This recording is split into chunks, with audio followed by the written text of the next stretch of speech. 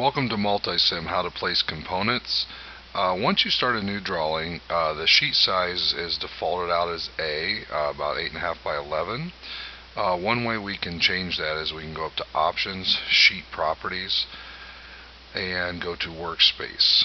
Here we can change to whatever size paper we're looking for. Again, A, for most of our circuits we can get away with the letter size. Later on we will do some B, C, D, or E, depending on what you're doing. I recommend though that if you start small and work big, that's fine, but if you start big and want to go smaller to print it out, sometimes it won't allow you to do so. And I'll come back to this in a little bit about sheet properties. To learn how to place components, my students really like to use the icons, so I teach them where the icons are located, but you can also go up to Place Component, and we're going to start here. A lot of times the default comes up as all groups. I recommend not using all groups to search for components. What I want to try to show you today is how to find your components within the different subgroups.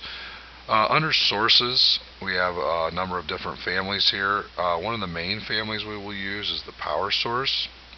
In the analog section of the curriculum, Unit 1.2 and some of 1.3, mostly 1.2, you'll use DC power, and you'll also use ground. This is an analog ground symbol. Ground is ground, but in the software I teach the students about the analog ground. Later on, as you start to get to 125, 126, we start working with the 555 timer, we move on to a digital ground, and we also start using VCC, which is our voltage source, our TTL power supply, so to speak. Another component we'll need is the clock, and I only have the students use the clock that's under signal voltage signal voltage source clock voltage. There are other clocks within the curriculum, or within the Multisim, but this is the one I have them use as a standard source. And those are the only two families that I use under sources. We'll go to the next group, Basic. I stay away from the virtual rated components. Sometimes they don't act the way I'd like them to. The first one I talk to the students about is switches. There are a number of switches within the switch family, but there's only really three that we're going to use throughout the curriculum. I think the first one the students encounter is the SPST, single pole, single throw switch. We have a single pole double throw switch, which we'll use quite often, and then later in the curriculum we'll use the DPST switch, which is a push button switch, and that's all I have them use. I don't worry about these others at this point in time. On down this family we will use resistors. The resistor family is very large. There's tons of resistors in here. What I have the students do is the 1K ohm resistor is the default, so I just have them double click it and place it on their screen. I'm going to close this for a second. If they do not want it to be 1K, they can change it by double clicking on it, and let's say they want it to be 330 ohms. They can change it this way, or 330K ohms. Okay, and if I push OK, it will update that resistor, and this resistor will act as a 330K ohm resistor at that point. The other component family is the capacitor, same as the resistor. The 1 microfarad capacitor is the default. You can have them double click it and edit that whatever they want. If they want the 0.47 microfarad that we use in the curriculum, they can type it in as such and go from there, and it'll change it out, and this will operate as needed. Okay, and that's pretty much all I use within the basic family. There are R packs that later on, hit that too fast, R packs. And at one point when we work with the 7-segment display, if the students want to use an R-Pack, we'll need 7 of them, so we can do 7 isolated instead of bust, and that looks like 7 different resistors in a little package. And we'll close those out for a second. Right now they're defaulted at 1K ohm, but if I need, let's say, 180 ohms at this point, I can go ahead and change that here to 180 ohms. Again, make sure you check your units. And H resistor in here acts as a 180K ohm resistor. Under the diode family, the only thing we're going to use here is the LEDs. Red is what we're using in most of the curriculum as far as when we do our soldering exercise with the random number generator. I do want to point out that the red needs 1.83 volts to be active, as does the yellow. The orange and the green each require 2.13 volts, and the blue requires 3.45. Your students will love to use the blue because it looks nice, but it will not operate properly. Most times with TTL we're using the VCC. It's defaulted at 5 volts, and based on the resistance of the circuit, there's not enough voltage to operate these LEDs. So the students will use them, their circuits will not operate properly, and troubleshooting can become a problem. So I tell them to stay away from blue. And you'll still have a few that go ahead and try it anyways and don't realize it till later. So just as a hint there. Next group that we use a lot in the curriculum is the TTL, which is our transistor logic, and we want to make sure that we select the 74LS series, which is the low power Schottky that we'll be using. Each one of the gates is in numeric order, and when you click on them, they give you a symbol of what it looks like. They also give you its function. I tell the students to use the N, because the N stands for dipped, dual inline package, which is what we actually use in the classroom. So we stay away from all these other sorts of the D's and the J's and W's that we'll find throughout this region. So if I'm going to select a 74LS08, which is an AND gate, 2-input AND gate, I can click on it and select OK, or I teach my students to double click because we're looking for speed. And because that integrated circuit houses 4 of them, we have A, B, C, and D. I recommend using up each one in a circuit, A through D, before ever going on to a new IC. Okay, and I'm going to show you why in a second. Also, I will have the students, as they get better, use the 74LS ICs. So as an AND gate goes, AND IC goes, we actually can place the entire IC on the page. I'm going to change something real quick and I'll explain why. I want to turn these off for a second. Okay, so now I'm going to scroll in. Another feature of Multisim, we can zoom the whole sheet if we'd like, or we can zoom an area or zoom window for those of you with CAD experience. That way we can see that a little bit better. I used all 4 of the discrete gates when I pulled them up, A through D. Those are also inside this component here. And if I want to, as I'm breadboarding this component, if I want to turn this like I would see on a breadboard, I can actually right click on any component, and I have some options to flip horizontal, vertical, rotate 90 clockwise and counterclockwise. So if I want to see the circuit like this, so I can show that pin 7 is ground. So if I bring a ground in, if you get an error or a message like that, it's okay. I'm going to bring my ground in, and if I bring in VCC, I'm going to get the same message possibly, because I didn't put those on first. Your students will get this because they brought logic in before they've actually powered it, so it's going to say that it's hidden on the page and with the name of VCC. You can turn this box off if you want. That's what I usually have my students do. But I tell them, as common rule, let's bring our power and ground in first, and then we won't have that problem. So if I can actually attach this as ground and power, okay, to our VCC and our ground part of the IC, because this is the process they will use when they are actually breadboarding. The other thing I make them do is ground wires have to be black. I will not help them troubleshoot a circuit if my ground wires are not black and the power wires are not red. And red and black are only allowed to be used for power and ground. I have other color wire as we're breadboarding to use through any other connections. To change the color of a wire or the color of a network, the net line, I can left click on it, then right click on the line and change the net color. They can change segment colors if they like. I like to change the net color because then anything attached to ground will actually turn the color I choose. So I said ground is black, and now anything I tie to ground will turn black. And I leave VCC red.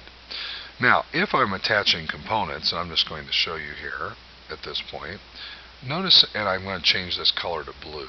I'll change this net color. I think it's this blue here. It's very difficult to tell where the wire ends and where the component starts. So what I have my students do is they make their wire thickness a little bit thicker so they can tell the difference between the two. So we go to sheet properties, go to wiring. This is your default. Wire is 1 and the bus width is 3. I leave this the 3 defaulted, but we change the wire width to 2.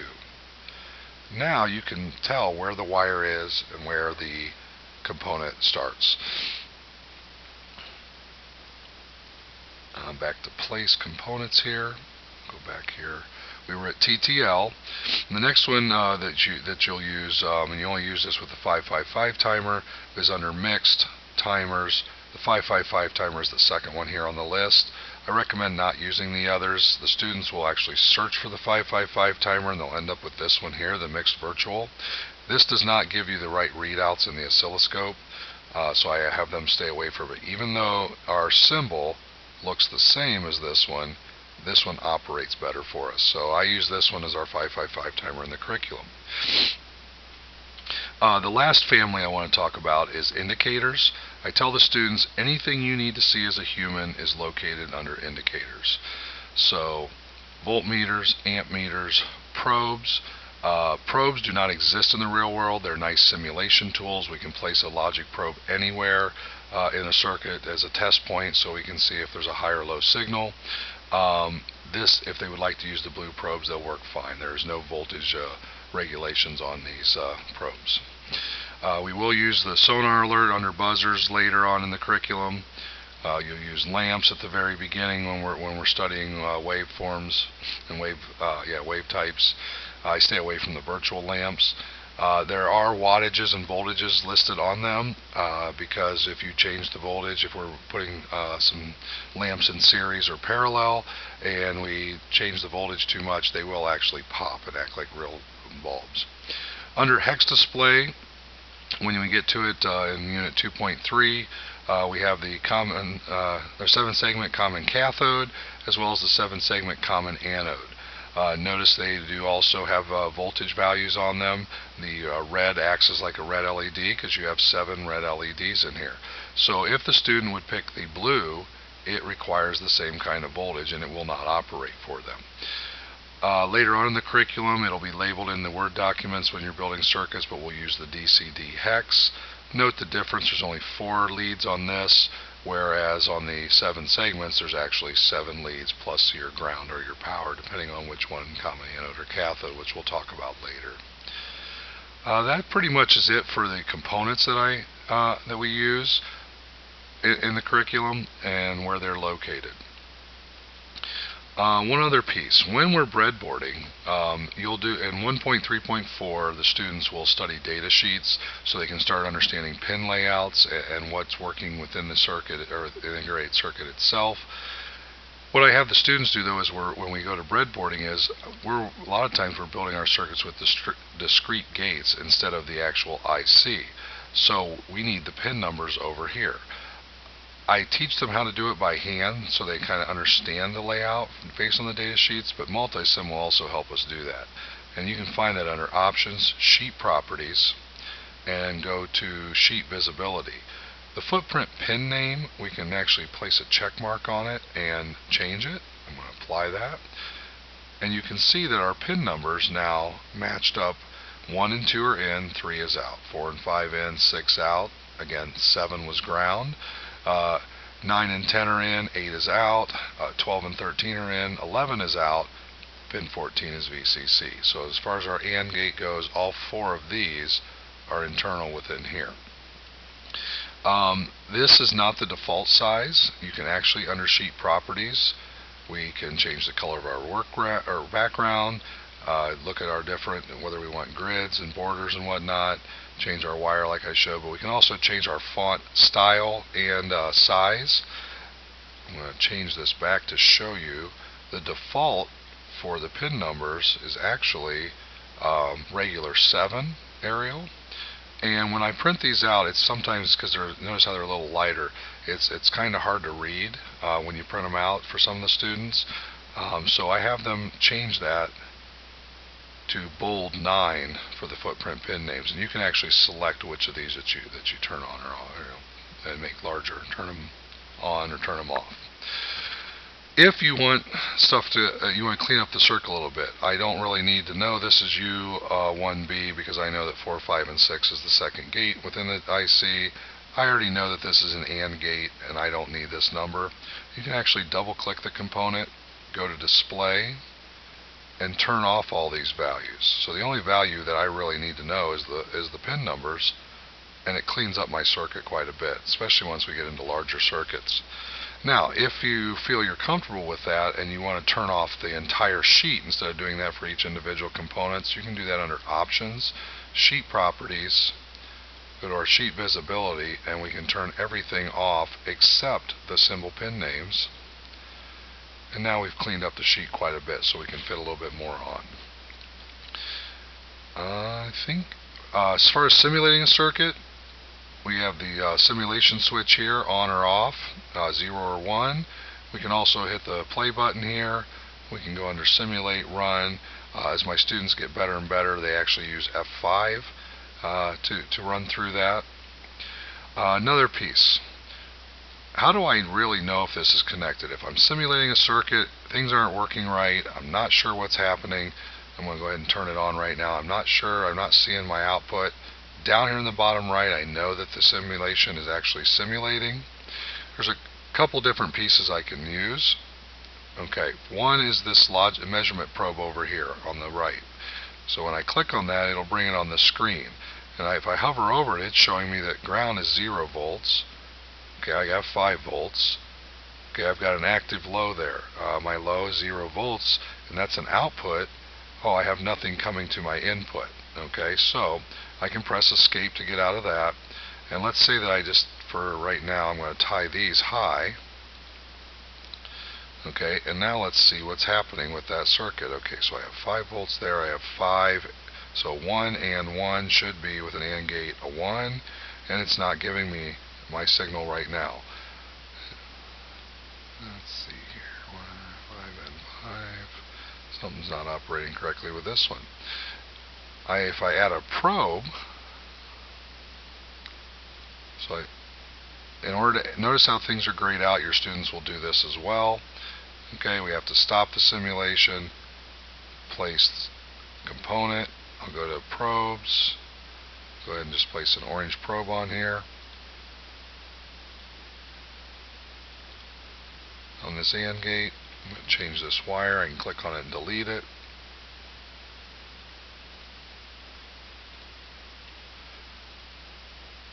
I'll go ahead and just tie these together right now to show that I have high coming into both. And you can see the probe comes on.